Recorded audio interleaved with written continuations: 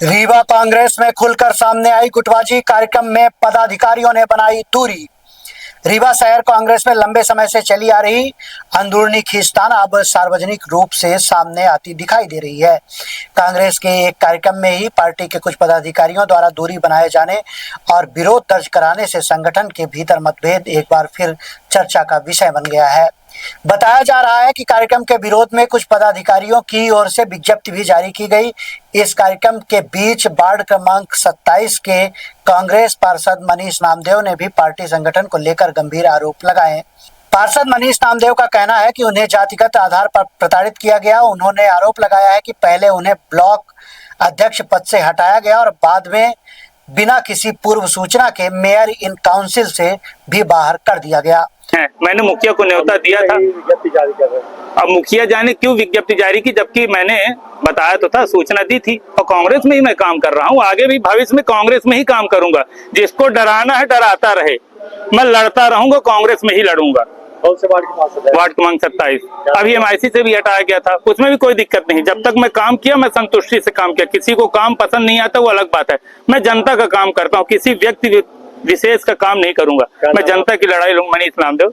उन्होंने यह भी आरोप लगाया है कि उन पर ठेकेदारी व्यवस्था के अनुसार कार्य करने का दबाव बनाया जाता है, लेकिन उन्होंने जनता के हितों को प्राथमिकता दी और ऐसे किसी समझौते से इनकार कर दिया।